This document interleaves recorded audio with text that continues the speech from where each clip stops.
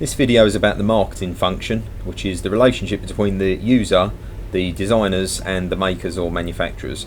In the past, often products were made and then the user was thought about as a sort of an afterthought effect. Now, the problem with this obviously is you can potentially make products that don't suit the consumer's needs. Now this has become increasingly important to produce products that meet the consumer's needs, so it's very important to kind of profile the consumer and find a lot about them to ensure that when you sell the product, you market the product and you advertise it towards that consumer, that they obviously buy it and then you can make a profit. Consumer profiling is something you've probably done in your controlled assessments, and what you might be doing as part of this is kind of getting a lot of information about the consumer, their buying habits and things like this. You might be looking at, for example, their demographic, which might be their age, their race, their gender, and details about their income, for example. You might be looking at their sort of geo-demographics, so where they basically live and their surroundings. You might look into their household, you know, how many children they have, their peers, their brothers, their sisters, their parents, the kind of family structure. You might be looking at their psychographic sort of profile as well, their tastes, their style, and this obviously would link to their behaviours and buying patterns. So, you know, what sort of shops do they go to, what is the sort of price point that interests them on products, and what do they kind of need from their products.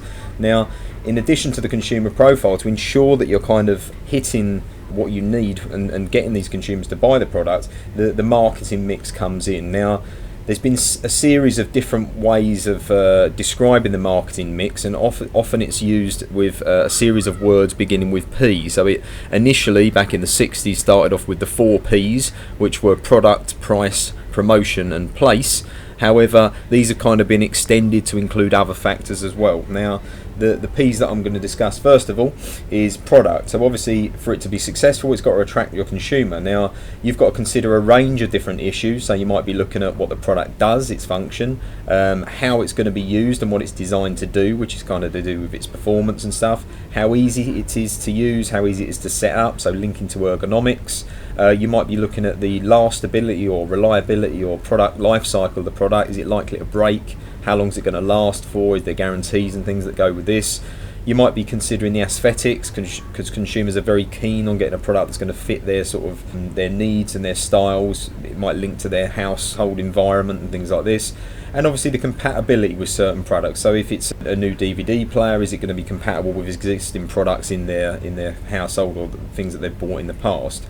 The second P is price. So obviously this is very important to produce a price. We want to make the product as cheaply as possible, but ultimately still provide the user with a lot of value for money. So getting the price point is very, very important, but it's quite difficult as well, because if it's too high, you're not going to sell the product. If it's too low, that people may not buy it, thinking it's perhaps cheap or not the quality they'd be expecting. In addition to this, we need to look about the place of the object as well. So is it going to reach the consumer on time? The designer needs to work very, very closely with the manufacturer to ensure that, you know, the distribution is going to meet the needs and things, okay? Because we don't want consumers ordering products and it not arriving, or the long lead times to get products produced. And this links very closely into sort of like just-in-time production systems, where, you know, as the product is ordered, the materials can be ordered and the product can be made specific to order, so we're not overstocking ranges and producing products that are not wanted.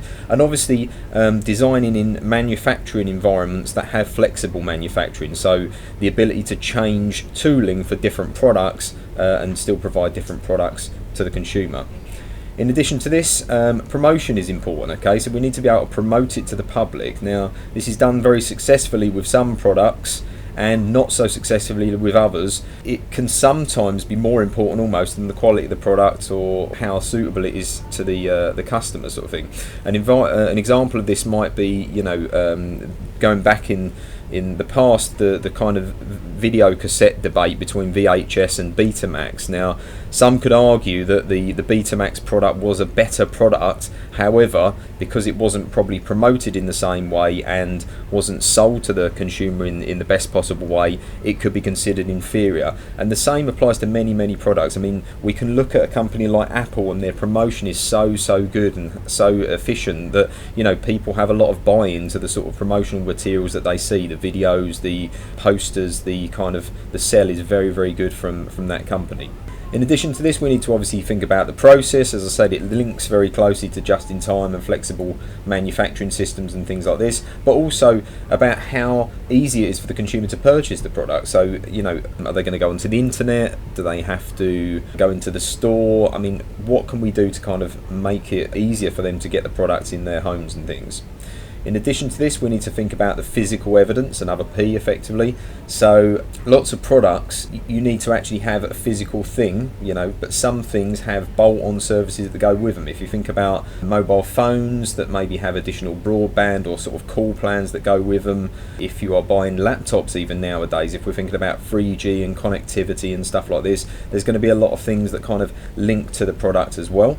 Properties is very important as well, and two of the very most important properties probably are sort of aesthetics and environmental performance. Okay, it's becoming very, very key nowadays for manufacturers to become very environmentally aware, because obviously the consumers are kind of expecting this as well. Now you'll see the energy efficiency labelling, I'll talk about that in another video about sort of electricity and disposal of items and things like this, but you see these energy certificates very frequently when you buy electrical products now. You see it even in the purchase of homes, where they get an energy certificate based on how efficient the insulation and the sort of electrics inside the house, whether they're using you know, LED bulbs or halogens and stuff, is going to impact on the product.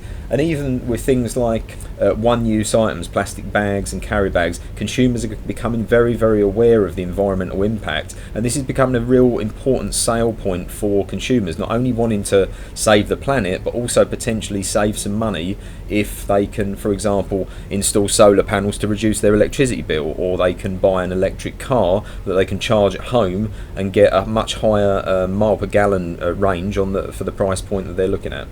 The last two P's in this particular series are pleasure and people. Now, pleasure is obviously the pleasure that the product gives to the consumer. So as well as the actual product itself actually having the product, if you can have added value, so if we think about, you know, Sony Walkmans and Apple iPods and even Apple iPhones, they've got an iconic status that goes with them, and even think products like you know, Bose products, very much a status symbol as well. So as well as actually having this headphone that can give good quality sound and perhaps Bluetooth and noise cancelling, you also can walk around with your own status symbol, and the packaging and things relate to this as well, the secondary and tertiary packaging.